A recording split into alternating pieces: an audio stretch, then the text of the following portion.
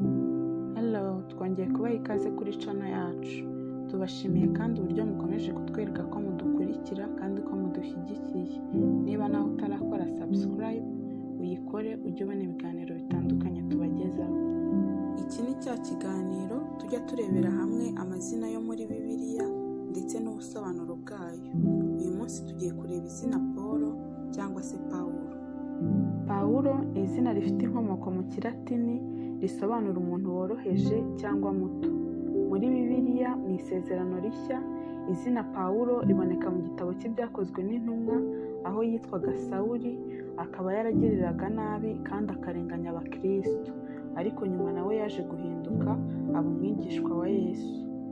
Sawuli rero niwe intumwa Pawulo, ndetse akaba yaraje kwandika ibitabo byinshi muri Bibiliya, ibitabo bigera kuri 14. Inkuru y'uko yaje kuba umukristo tuyisanga Ibyakozwe n'Intumwa igice cya 9, turahera ku murongo wa 1. Yesu abonekera Sawuli mu nzira ijya i Damasiko, ariko Sawuli akomeza gukangisha abigishwa b'umwami ko bicwa.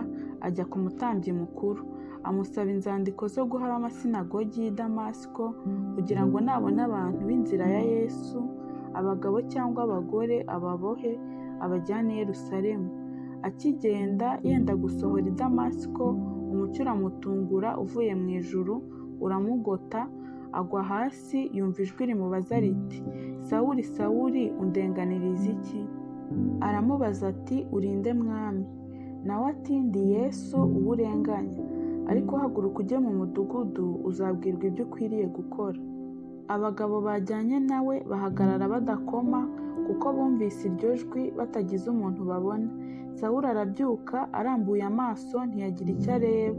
Baramurandata bamujyana i Damasiko, amarayo 3 atareba, atarya kandi atanywa. Ananiya abatiza Sawuli. I Damasiko hari umwigishwa witwaga Ananiya. Umwami Yesu aramubonekera, aramuhamagara ati, Ananiya. Nawe ati, karame mwami. Umwami aramubwira ati, haguruka ujye mu nzira yitwa igororotse, ushakire mu nzu ya Yuda umuntu witwa Sawuli w'i Taruso, kuko ubu ngubu asenga. Kandi nawe abonye mu iyerekwa umuntu witwa Ananiya yinjira, amurambikaho ibiganza kugira ngo ahumuke. Ananiya aramusubiza ati, mwami, uwo muntu numvise benshi bamuvuga, kuko yagiriraga nabi abera bawe bari i Yerusalemu, kandi nino afite ubutware abuhawe n'abatambyi bakuru bwo kuboha abambaza izina ryawe. Umwami aramusubiza ati, genda, kuko uwo muntu ari igikoreshwa nitoranirije ngo yogeze izina ryanjye imbere y'abanyamahanga n'abami n'Abisirayeli. Nanjye nzamwereka ibyo azababazwa nawe uburyo ari byinshi bamuhora izina ryanjye.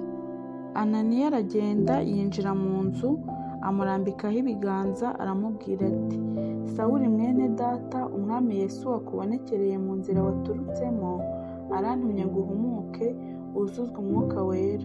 Uwo mwanya ibisa n'imboneranye bimuva mu maso, arahumuka, arahaguruka, arabatizwa. Amaze gufungura abona intege, amarana iminsi n'abigishwa b'i Damasiko. Aherako abwiriza mu masinagogi ko Yesu ari umwana w'Imana. Abamwumvise bose barumirwa bati, uyu si we warimburiraga i Yerusalemu abambaza iryo zina? Kandi icyamuzanye n'ino si ukugira ngo ababohe abashyire abatambyi bakuru? Ariko Sawuli arushaho kugwiza imbaraga, atsinda abayuda batuye i Damasiko, arabamwaza, abahamiriza yuko Yesu ari we Kristo. Muri make rero ni ibi twavuga ku izina Pawulo dusanga muri Bibiliya.